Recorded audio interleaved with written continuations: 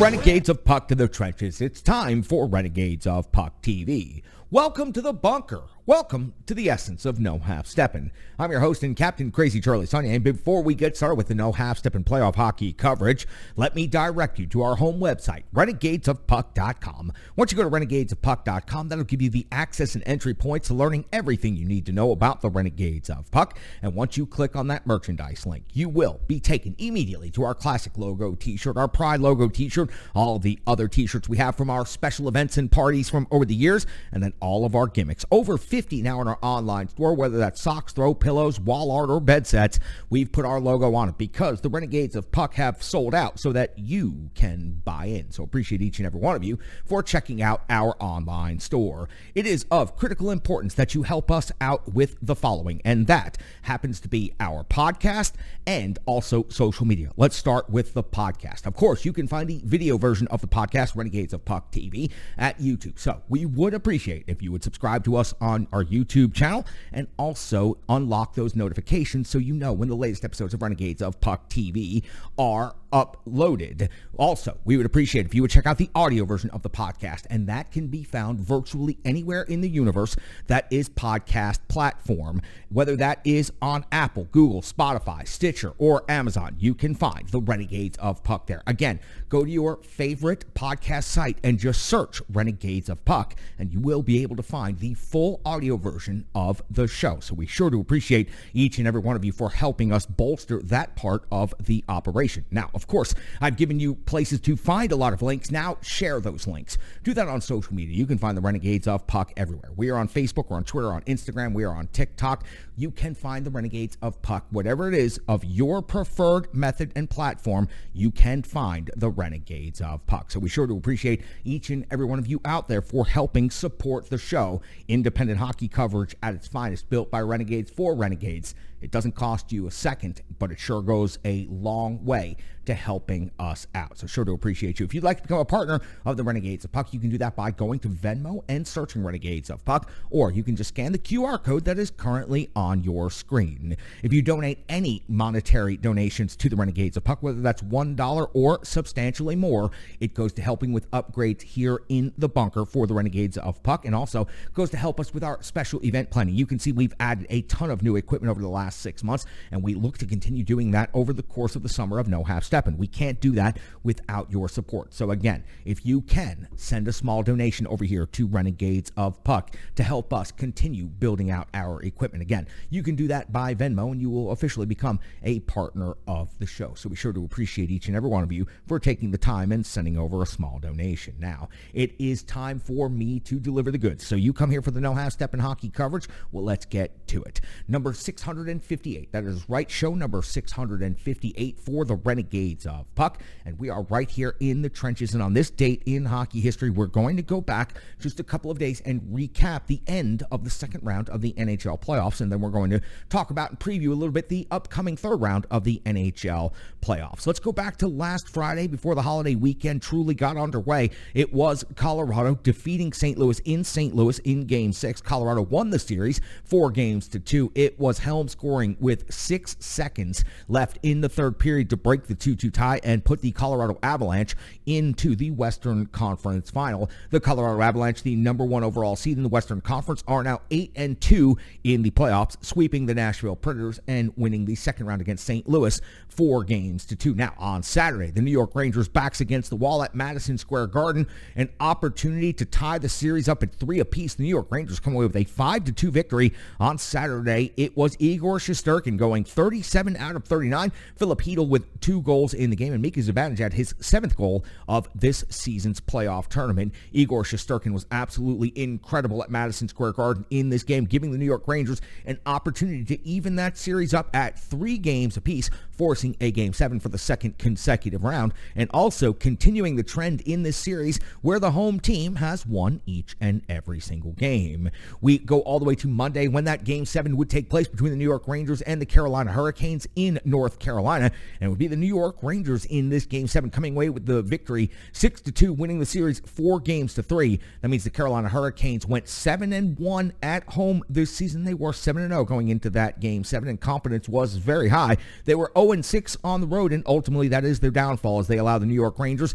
to come back from down 2-0, winning the 2 games at Madison Square Garden, games 3 and 4, tying the series up at 2 apiece, and then winning game 6 at Madison Square Garden, tying the series up at 3 apiece. If the Carolina Hurricanes could have managed to win just one single game on the road in this series, they easily would have won this series. But you have got to give credit to the New York Rangers in this particular situation. In the first round, coming back from down 3-1 and getting a game 7 overtime victory on home ice at Madison Square Garden over the Pittsburgh Penguins, and then immediately turning around and facing off against the Carolina Hurricanes, down 2-0 in the series, down 3-2, each time finding a way to come back and tie the series up and forcing a Game 7, and now winning a Game 7 on home ice in overtime and winning a Game 7 on the road in convincing fashion. And for your victory, you get to face off against Vasilevsky and the Tampa Bay Lightning. The New York Rangers will start the series on home ice as they are the higher seed. They were a 2 seed in their division. Tampa Bay was a 3 seed in the division. So the New York Rangers will be facing off against the Tampa Bay Lightning. Game 1 is set for Wednesday night at Madison Square Garden. The 2 best goaltenders in the playoffs to date, Vasilevsky and Shasturkin, will go head-to-head against each other. A goaltender that has won Vezinas and Stanley Cups versus a goaltender that is just getting started on his NHL journey, but is destined to win at least the Vezinas this year, and who knows how much more with the way Igor Shasturkin is playing. And you've got to just pause and take a second to think about that. Igor Shasturkin was chased out of multiple games in Pittsburgh in the first round, to the great delight of the Pittsburgh Penguins crowd as they sarcastically chanted Igor for 60, 90, 100 straight minutes to try to get under the skin of the young netminder of the New York Rangers. But it didn't seem to work out as he was able to get his game back going just in time.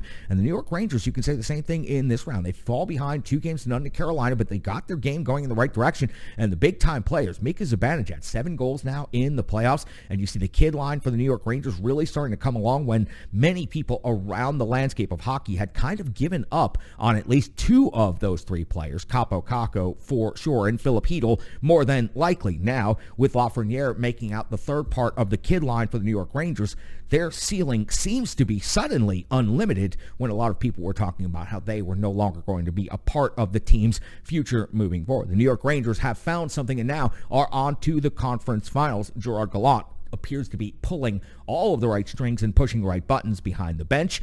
In round 1 against the Pittsburgh Penguins, he called the Rangers out publicly. They responded by coming back and winning the series after being down 3-1 after the first 2 games of the series, and then after game 5 with the New York Rangers down 3-2 to the Carolina Hurricanes, the coach called them soft, called them out, said they could play at least 1 gear, if not 2 gears higher than that, and they came out and did that in game 6 and especially in game 7. Game 7 was the best game of the series overall for the New York Rangers, and Igor Shasturkin gaining more and more confidence, the New York Rangers gaining more and more confidence, and whatever injury Chris Kreider seemed to be silently dealing with, seems that he is over that now with 2 goals in game 7. Chris Kreider with an epic performance for the New York Rangers. Now, let's talk about the Western Conference. The Colorado Avalanche versus the Edmonton Oilers. The Colorado Avalanche are the only division winner of the 4 teams left in the NHL. Now think about that for a second. There were 4 division winners going in, and now there is only 1 left. So winning your division is not necessarily the path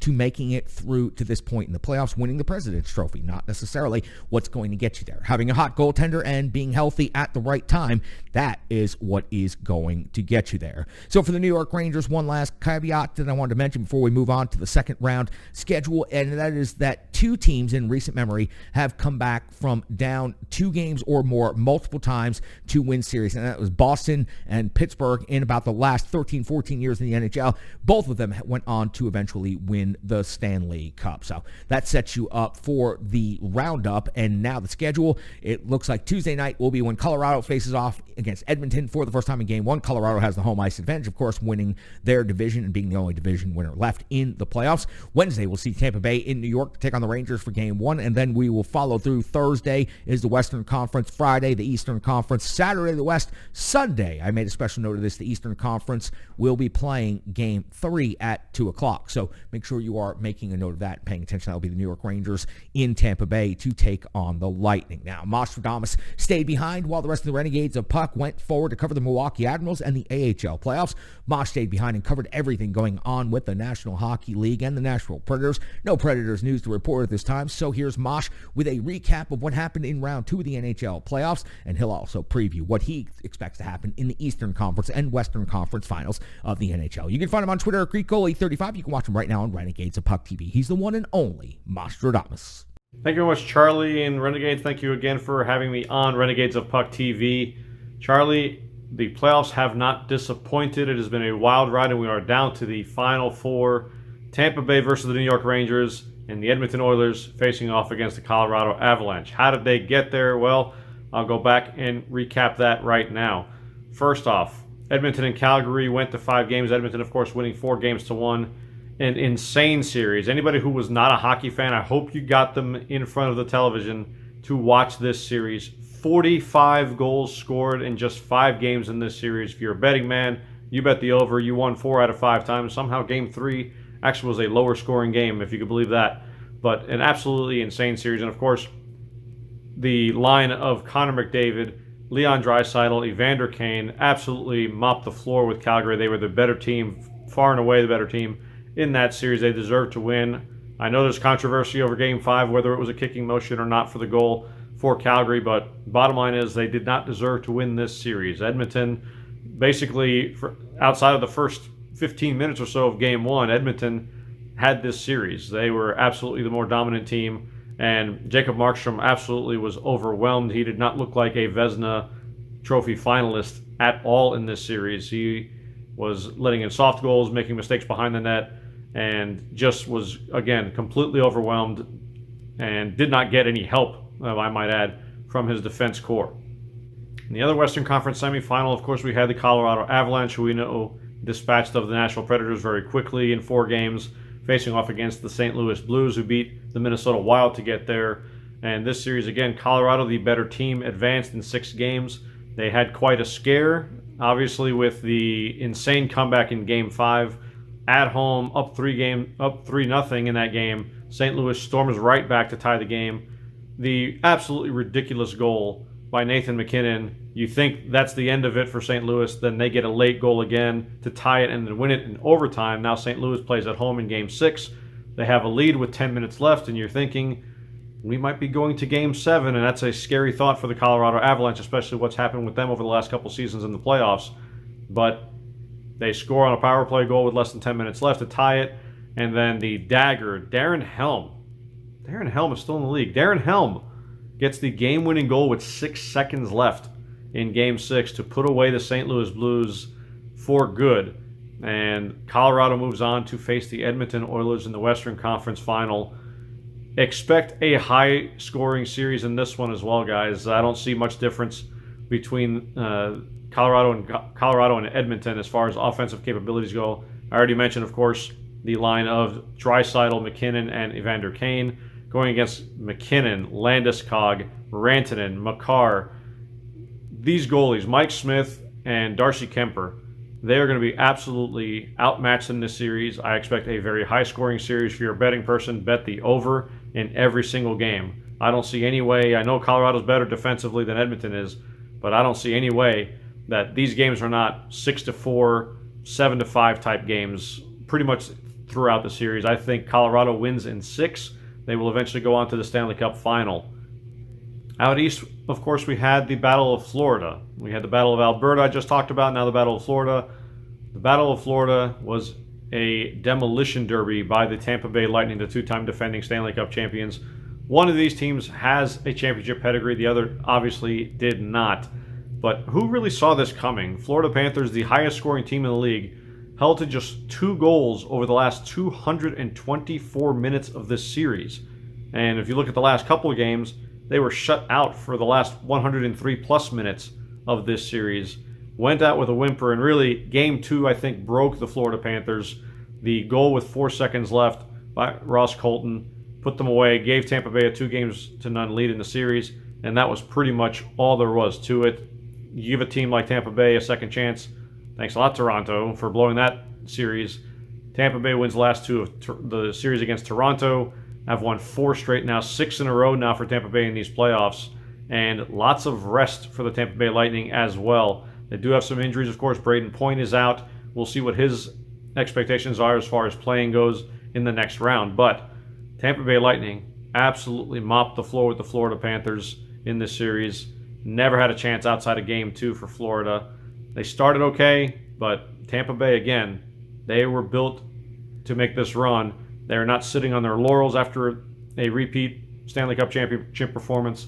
They are full on going for the trifecta this season. And the other series that just finished the other night, the New York Rangers against the Carolina Hurricanes. Again, the New York Rangers, as Chris Kreider put it, they are cockroaches.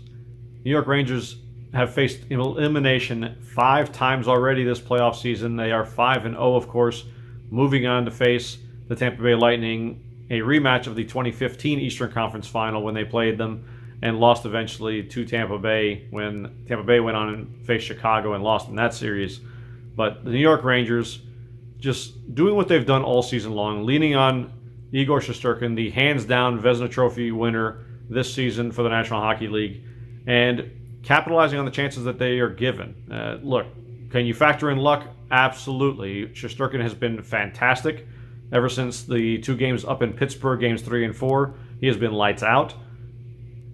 The Rangers have also faced the likes of Casey DeSmith, Louis Domingue, an unhealthy Tristan Jarry, Antti Ranta, and Kochetkov as the opposing netminders. Is that the difference in them moving on? Absolutely it is, but it's playoff time. Every team deals with injuries. We've seen the Rangers guys, particularly somebody like Lindgren, who's just limping off the ice half the time. He leaves the bench, he comes back. Guys like that, it's playoff time, guys, and that's what happens. The healthiest team usually will move on, and New York facing Tampa Bay now in the Eastern Conference Final. The West, I talked about it. It's all about the offensive prowess of those teams, Colorado and Edmonton. The East, it's all about Igor Shasturkin versus Andrei Vasilevsky. Vasilevsky, of course, the best playoff netminder in this generation, as far as my money is concerned. He has been clutch all season, but playoff time, he is a different animal. Igor Shasturkin, as we saw this season, the best goaltender during the regular season. Shasturkin actually said post-game after Game 7 that they're going up against the best goalie in the league in Andrei Vasilevsky. So high praise from him, of course, to his countrymen. But I expect a low-scoring series here. I think that benefits the Rangers because Tampa Bay does have more depth than they do up front, of course. And really, who's going to stay healthy during this series? If something were to happen to some of Tampa Bay's top stars, they have plenty of depth. The Rangers don't have the same depth as we saw when you have somebody like Barclay Goodrow enter the lineup. They are a different team with him in there as opposed to Chris Rooney centering that 4th line for the New York Rangers. Their kid line has been fantastic. The likes of Alexei Lafreniere. You have Philip Hedl, who came up clutch against Carolina. Capo Caco has been a little bit lost, but he's doing whatever he can. Again, young group for the New York Rangers, average age only 27 years old. They are built for the future, so they have far exceeded expectations. They are playing with house money right now to play against the Tampa Bay Lightning, and they're just going to go for it right now. They remind me a lot of the 2014 Los Angeles Kings. You remember that team? They lost the first 3 games in the first round against the San Jose Sharks, came back to win 4 straight, and then won another 7-game series against Anaheim, the other in-state rival, facing against, again, inferior competition in net. And you have, Antti Niemi as your other goalie and Jonas Hiller. You're not really scared of them when you have somebody like Jonathan Quick netmining behind your guys. But who did LA face in the Western Conference Final? The pedigree team, the Chicago Blackhawks with Corey Crawford, a proven commodity in the playoffs and proven winners. Very similar to the New York Rangers this season, getting somewhere where the teams did not expect them to get to and outplaying inferior goaltending in the first 2 rounds, now face off in the conference final against the team that has that pedigree. Not a lot of teams gave them a chance. They beat Chicago in 7 games. I expect the Rangers and Tampa Bay to go 6 games. I do expect Tampa Bay to eventually win the series, and it be Tampa Bay versus Colorado. I know that's not what anybody wants to hear because, of course, Number one heel Corey Perry plays for Tampa Bay right now, but there's also that chance of Corey Perry losing once again in the Stanley Cup final for a third straight year with a third different team. So take that for what it's worth. Charlie, that's all I got. It's been an absolutely amazing playoff season thus far. It's going to continue to be. Everyone, sit back, enjoy it. Western Conference, lots of scoring. Eastern Conference, check out the guys between the pipes. You can find him on Twitter at GreekGoalie35. You can watch him right here on Renegades of Puck TV. He's the starting goaltender of the Renegades of Puck, and if it happens between the pipes or anywhere on the ice, it is well within Mostradamus' domain. So I sure do appreciate Mosh jumping in the trenches here to begin the month of June and get things kicked off as we talk about the Eastern and Western Conference Finals in the NHL. And we'll also talk about the conference finals in the AHL. And we're going to flip over and talk about that starting right now. Rebirth Sports is a presenting sponsor of the full game recap, and we have to go back and recap one more game for the Milwaukee Admirals before we wrap up their season. It was Game 4, and we'll get to that here in just a second. But first, let me tell you about Rebirth Sports. RebirthSports.com is where you can check out their work. We're on social media, Facebook, Twitter, and Instagram. They're more than just jersey makers. They're hockey tailors, and they can outfit your entire operation. You see me wearing the home Renegades of Puck jersey right here in the bunker. You've also seen me wearing the road jersey, the third jersey, and you've also seen me representing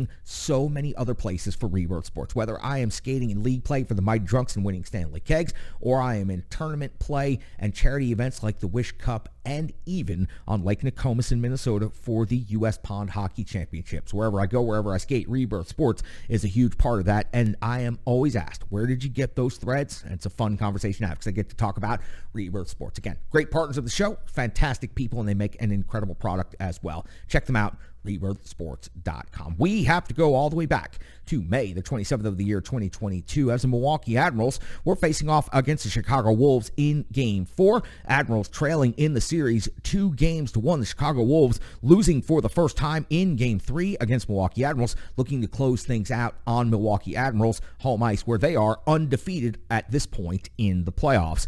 Carl Taylor deployed his lines in the following ways. Grimaldi, Glass, and Schneider make up your first line. Huntington, Parsonen, and Burke. Lebate, Knott, and Smith.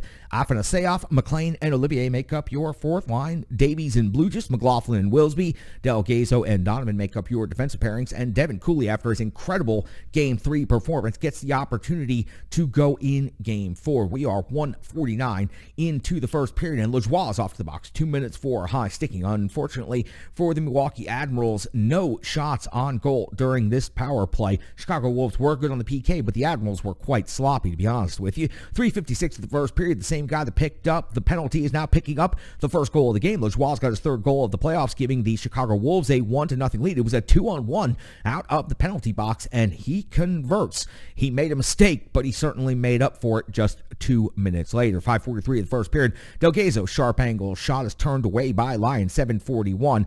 Chatfield hits the post, and then we see a large scrum. We see Panik off to the box for 4 minutes. We see McLean only off to the box for 2 minutes, so this means a power play for the Milwaukee Admirals. Schneider attempts the step-out play from below the goal line near the post, gets a rebound jam opportunity, but Lyon comes up huge. Parsonen gets a good one-timer, also stopped by Lyon. The power play comes to its conclusion, much better than the first attempt. 10:58 of the first period. Benchmeyer on Milwaukee. Too many men on the ice, something that is totally preventable, and Levo is going to make them pay. His fourth goal of the playoffs, giving the Chicago Wolves a 2-0 lead. It was a wrist shot snipe, and it was a no-doubter, beating Devin Cooley for a 2-0 lead. 11:56 of the first period. Cooley comes up with a save on Gust at close range. 14-12. McLaughlin's off the box. 2 minutes for holding the stick. We'd see Cooley come up with a huge save on Drury, and that would kill off that power play. But at 17-18, Jacobs' first goal of the postseason gives the Chicago Wolves a 3-0 lead. It was a long shot through heavy traffic, but it found its way into the back of the net at 19:41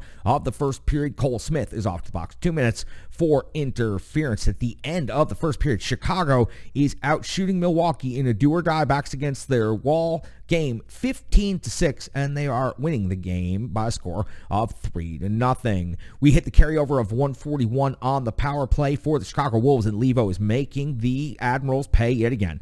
Just 101 into the clean sheet. We see Levo's fifth goal of the season puts Milwaukee now up puts Milwaukee down 4-0 versus the Chicago Wolves, 2:23. Smallman's off the box, 2 minutes for interference. Milwaukee looking for a sign of life, and they're picking that up from Schneider, his fourth goal of the playoffs, making the game now 4-1 in favor of Chicago. It was a face-off win that set up the perfect score by Schneider. At 5:01, Levo's off to the box, 2 minutes for hooking. At 8:06, McLean and Lajoie off to the box, 2 minutes each for roughing, and there was a scrum behind the play that led to these calls. 14:46 of the second period, Polorowski's off to the box, 2 minutes for tripping now. Lyon would come up with a huge save on Burke, as he has been doing all throughout the entirety of the playoffs. 18:40 of the second, Smith and Polorowski off the box, 2 minutes each. We hit the end of the second period now. Chicago is not only winning the game 4-1, but they are out shooting the Admirals 25-11. We go into the third period, and not much of a sign of life out of Milwaukee at all. At 2:32, we'd see Cooley come up with a save on Matheos. At 3:46, we'd see Gunler go off the box, 2 minutes for holding, and that's when we would see Levo score his sixth goal, getting the hat trick, and that would be the end of this game. The Chicago Wolves end up defeating the Milwaukee Admirals 5-1 in this backs against the wall elimination game, and they do eliminate the Milwaukee Admirals. They end up out shooting Milwaukee 31-18, and for the Milwaukee Admirals, all the good that they did in Game 3, they were just unable to follow up and capitalize on that in Game 4. They are officially eliminated. Now, before we get to the analysis and the recap of the Milwaukee Admirals postseason run and give you a couple of other numbers, let me go ahead and update you on the AHL playoff bracket, because just like the NHL, the AHL is down to its final 4 teams, and now the AHL converts from best of 5 to best of 7 for the semifinals and the Calder Cup finals. Let me go back and recap how we got to these final 4 teams. We just talked about how Chicago eliminated Milwaukee in 4 games. Those were by scores of 6-2, 8-2, and then Milwaukee did win 4-2, but then fell 5-1. So the Milwaukee Admirals were outscored 21-9 in their 4-game series and fell 3-1. Now, on the bottom half of that bracket, Stockton defeated Colorado 3-1. Stockton won by scores of 5-0, 1-0, and then fell 6-5 to Colorado in Game 3. Colorado making a stand on home ice, but then Stockton wins the next game 1-0. So Stockton won 2 of their 3 games in this round by a score of 1-0, setting up a best of 7 Stockton versus Chicago. And both of these teams have absolutely just rolled to this point. We'll see Game 1 on June the 3rd, Game 2 on June the 6th, then June 8th, June 10th, if necessary, June the 11th. Again, this round is a best of 7. Taking a look over on the other side of the bracket, 2 sweeps on that side. Springfield over Charlotte in a sweep 6-0, 4-3, and 5-1 were your scores in that game. And Laval over Rochester 6-1, 3-1, and then a 6-5 triple overtime. Absolutely incredible, thrilling Calder Cup playoff game that puts Laval into the next round that will face off against Springfield in a best of 7. They'll get started on June the 4th and then go back-to-back on June the 5th. Then Game 3 will be June the 8th, Game 4, June 10th, and if necessary, on June the 11th. So 2 back-to-backs scheduled in there for Springfield. Only 1 back-to-back that I can see scheduled between Chicago and Stockton at this point in time. When it comes to the stats at this point in the AHL Calder Cup playoffs, Levo from the Chicago Wolves is leading all players in points. 6 goals and 7 assists for 13. Samanos from Springfield is at 4 goals and 9 assists, also with 13 points over in net. And this sets up a very intriguing matchup in this conference final. Wolf from Stockton is 6-1 with a 1.82 goals against average and a 941 save percentage. Now, Lyon, who you've heard about quite a bit on this show as of late because he plays with the Chicago Wolves, and we've been covering that series. Lyon also 6-1 on the playoffs, a 1.87 goals against average and a 926 save percentage. So 1.87 and 1.82 are the goals against average by the 2 starting goaltenders in this conference final matchup. I think Chicago and Stockton is going to be some incredible hockey to watch. That gets you all caught up on where we are for the conference finals of the Calder Cup playoff bracket in the American Hockey League. That coverage was brought to you by Strong Style Fitness, another incredible partner here of the Renegades of Puck. Strong Style Fitness can be found at strongstylefit.com or online social media. Strong Style Fit can be found on Facebook, Instagram, and Twitter. Over 150 workouts by a certified personal trainer now, completely on demand and free for you Renegades of Puck. That's right, completely donation-based, because Tracy, the certified personal trainer who owns and operates Strong Style Fitness, is so confident in her work that she has made her entire catalog completely available to you. Once you experience the results, you see the results for yourself, go ahead and give some stick taps, love, respect, and a donation over to Strong Style Fitness. Again,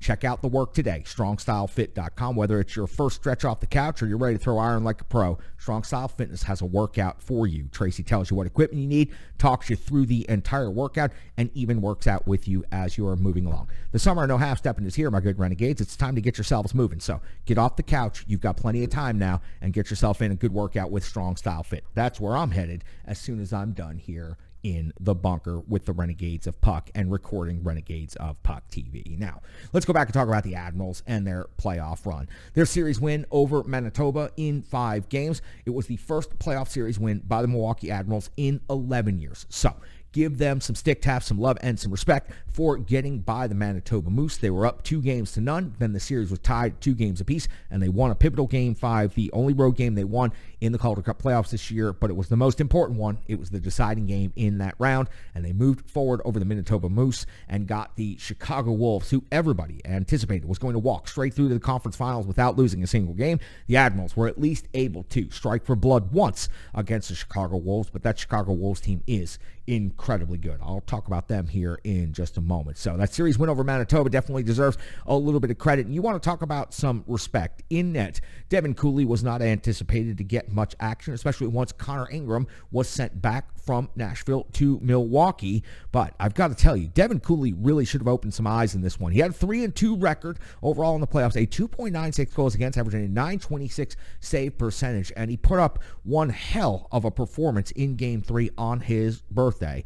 213 out of 230 overall in the entire playoffs for Devin Cooley. A couple of those came in relief as far as appearances go. Now, Connor Ingram, maybe my expectations were entirely too high. He had a great regular season, and he looked very good with the Nashville Predators at times, especially in one of those games that he got to start in the NHL playoffs against the Colorado Avalanche.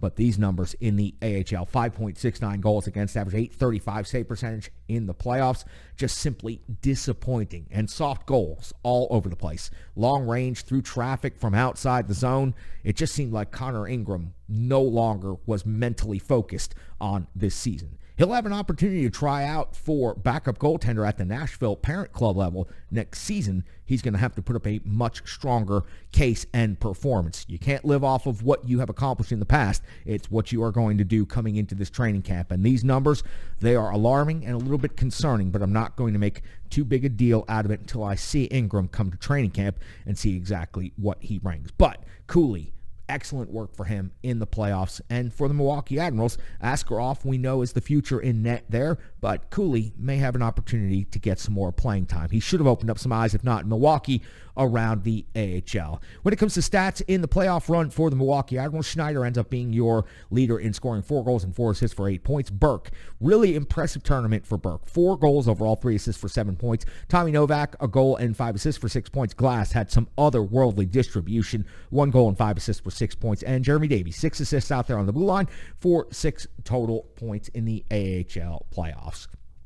There's a bright future for this Milwaukee Admirals club, and if you look down the pipeline of the Nashville Predators system, the Florida Everblades of the ECHL have advanced to the next round, so the Florida Everblades are going to go farther than any of the other clubs in the Nashville Predators farm system. But what does it mean for the Milwaukee Admirals moving forward? Parssinen, we got to see him play briefly in this series. We got to see him take a couple of shots, take a couple of faceoffs. I think that he is going to be a very impressive player very quickly for the Milwaukee Admirals, if not pushing next training camp for a possible spot at the NHL level. It is way too early, but what I see out of his frame, out of his attention to detail, and as he started to get more comfortable with Milwaukee, I think that he could be one of those sleeper prospects that only a couple of people have been really talking about. Afanasyev, he is looking better and better all the time, and he's going to get more and more playing time, and very much looking forward to that next year in Milwaukee. Luke Evangelista going to take his big leap up to the AHL. Yes, he signed with the Admirals during this playoff run, but did not get an opportunity to see the ice. They will work on him off-season training, get him ready for the next training camp, and I am very, very impressed with what he may be able to do at the AHL level and beyond. And, of course, we have to talk about Askarov for just a second. The future of the Nashville Predators in goal is is Askarov. When is that going to happen? Is that 2, 3, 4 years down the road? Sometimes goaltending prospects take as long as 5 years to develop. With what Askarov has been able to do with the metrics, with the draft, everything that he has in his portfolio, it's truly, he could be one of the biggest prospects the Nashville Predators have ever had. No, his playing time has not been very much in the last couple of years because of his situation with his club over in Russia. But now, he'll have an off-season with the Milwaukee Admirals and the Nashville Predators. Ben Vanderklok has already been there to Milwaukee to meet with him and get the regimen going for the off-season. So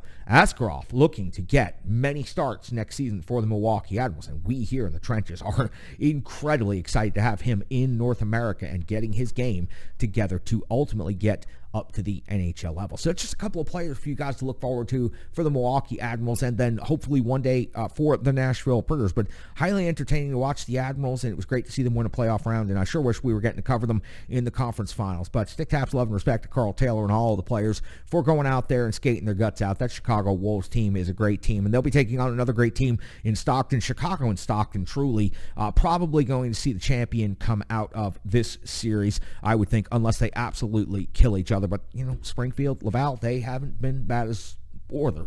So the top four of the AHL turns out to be some pretty good teams in there. And just one final note before we wrap up on AHL coverage. Rocco Grimaldi. I have to think that this last game that we saw him in, Game 4, probably his last game with the Milwaukee Admirals, probably his last game with the Nashville Predators parent club. And Rocco Grimaldi has been nothing but great since he has been part of the organization. It's always fun and easy to cheer for an undersized underdog player like Rocco Grimaldi, and he delivered the goods at times. He was outstanding for the Nashville Predators. A couple of years ago, everyone screaming for Rocco Grimaldi to get an opportunity to play in the playoffs when nobody else in the Preds could put the puck in the net. He did get an opportunity. He did put the puck in the net, unfortunately slowed by some offensive inefficiencies in the last season and also some injuries. I think that Rocco Grimaldi's time with the Nashville Predators Milwaukee Admirals organization is probably over, but I hope that he stays around Nashville and that I hope he's a member of the community for many, many years to come, because Rocco Grimaldi is the type of citizen you want as your neighbor. He's the type of guy you want to cheer for on your hockey team, and all around, I wish him nothing but the best of luck. His family has been incredible while they've been here in Nashville, and they have been a delight to cover. So I've really enjoyed that. So I'll say farewell, Rocco.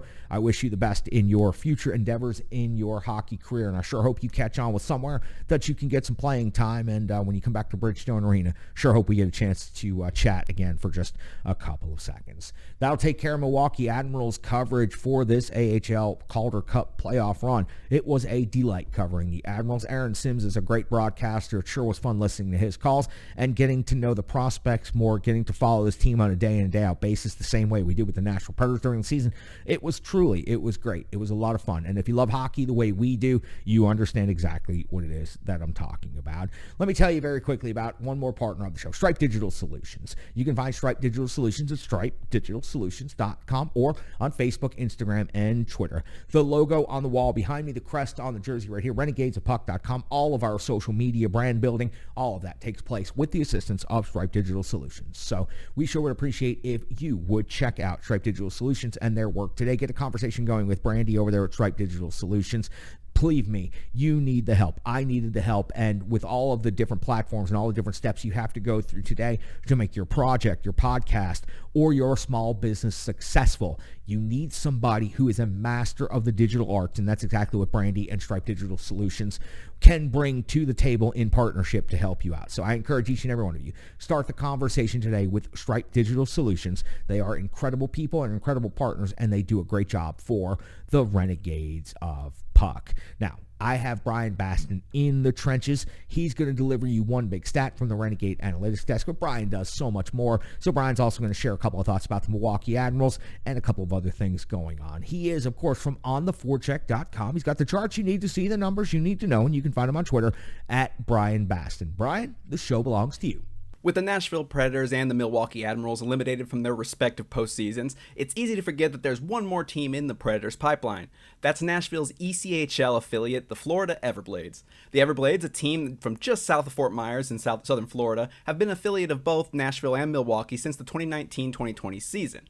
You might ask why I'm talking about the Everblades this late in the year, and that's easy. Florida starts the Kelly Cup Finals, the ECHL's championship series, on Friday against the Toledo Walleye. So tonight, let's recap the Everblades and how they got here as they chase their first championship since 2011-2012 season. The Everblades finished the regular season atop the South Division in the Eastern Conference with a record of 42-20-6. Following the regular season, the Everblades began the Kelly Cup playoffs with a 4-2 series win against the Greenville Swamp Rabbits. And by the way, it's the ECHL, so team names are buck wild, and it's amazing. In the series, Florida went 2-1 in games decided in overtime, including a 4-3 double overtime loss in Game 5, before putting the South Division semifinals on ice with a 5-1 win on home ice in Hertz Arena. The South Division final saw the Everblades play the in-state rival Jacksonville Icemen, who finished third in the South with 85 points. Florida played heavy defense with stellar goaltending as they swept the Icemen in 4 games, giving up 3 goals all series, which all came in a 5-3 Florida win in Game 3. The Everblades and goaltender Cam Johnson posted 3 shutouts in Games 1, 2, and 4. Next up was the Eastern Conference Finals for the Everblades, where they faced off against the Newfoundland Growlers. Another dope name. The Growlers finished second in the North Division with 89 points, yet the Everblades were off to the races once again. The Everblades were brilliant in overtime once again this series, needing bonus time in Game 1 to beat Newfoundland 4-3. After a 2-0 shutout in Game 2, the offenses found themselves again, but like before, Florida would win their second 4-3 game of the series in Game 3. The Everblades, looking to sweep it for the second straight series, would get assaulted by the Growlers' offense, and a final 4-1 score would force a Game 5. But remember how I keep talking about overtime? They did it again. In Game 5, they defeated Newfoundland 6-5 in overtime to head to the Kelly Cup Finals. So now that we're all caught up on Florida, how did the Everblades measure up against their finals opponent, the Toledo Walleye? The Everblades finished with the third highest regular season point total with 94, but leading the pack was the very same Toledo Walleye, who secured the Western Conference with a league-leading 102 points, a record of 49-19-2. The Walleye needed all 7 games in the first round of the playoffs, as a back-and-forth series against Cincinnati was never in control by either team. However, the Walleye survived after winning Games 6 and 7 and moved on to the next round. Like Florida, Toledo easily swept their second-round opponent, the Wheeling Nailers, scoring 5 goals in the first 3 games and finishing the Nailers off without much resistance. You may be sensing a little bit of a theme for the next round. Toledo scored 5 goals in every game of the series. Yes, they lost to Utah in Game 1 by a score of 5-4 in overtime, but like I said before, they scored 5 goals in every game of this series, winning the next 4 games straight and moving on to face Florida in the Kelly Cup Finals. Now that you're caught up, you can follow along as the Everblades drop the puck on the ECHL's Kelly Cup on Friday. You can stream the action on the website Flow Hockey, or listen online to ESPN Southwest Florida to hear all the actions as 2 ECHL heavyweights meet in the finals after mauling their competition in the regular season and playoffs. That's been your season review for the Predators ECHL affiliate Florida Everblades, and the work in the trenches is never done, so thanks for sticking around with us as we bring all the hockey news and updates that you need. Back to you, Charlie. Find him on Twitter at Brian Baston. Check out his work on theforecheck.com. The charts you need to see, the numbers you need to know. He is my digital numbers guy. Sure do appreciate Brian jumping in the trenches with the Renegades of Puck. Now, there's not a whole lot to talk about going forward. We are down to the conference finals in the AHL, the NHL, and frankly, anywhere else that there's a tournament being played. The Worlds have come to their conclusion, and now we are getting set to start talking about off-season moves, the draft, and all of the things that come with free agency. The Renegades of Puck will still be in the trenches. We will still deliver an episode or 2. Whenever there is Nashville Predators news breaking, you will find us here in the trenches with an update. Until then, you'll just have to pay attention to our social media. And please, we hope and encourage each and every one of you to follow us on all of those different platforms, as we have worked very hard to make ourselves available. This is effectively the end of the first season of coverage here for Renegades of Puck TV. Going into the summer hiatus, we will continue releasing episodes as we can, as there is information, as there are things to do. But until then, we sure do hope that you can continue supporting us, and we sure do hope that we can continue building things throughout the summer. We'll do some fun things. We'll have some side projects going on, and we will definitely be releasing some other content. So we'll be letting you know how you can get to that. Stick taps, love, and respect to each and every one of you. It has been an incredible 7 months here in the bunker. From where we started to where we are today, it was just unimaginable. The amount of things that we have learned, the amount of tasks we have learned how to complete. We've gone from a radio show to a full video podcast on every platform you can imagine. We have mastered so many different things, and we're going to continue growing and getting better here. Remember, there wasn't even a bunker 8 months ago. We built this thing from scratch with our own hands, built by Renegades for Renegades. We hung the lights, we plugged them in, we tested the mics, we worked out the bugs. We're going to continue doing that as we go forward into the summer. We appreciate each and every one of you. It truly means a lot to me to have each and every one of you checking out the show and to have each and every one of you in the trenches. Keep telling everybody about the Renegades of Puck. We'll be around if you need us. Check us out on all of our social media platforms. Until then, for each and every one of the Renegades of Puck, I'm your host and captain, Crazy Charlie Saunier. Stick taps, love, and respect.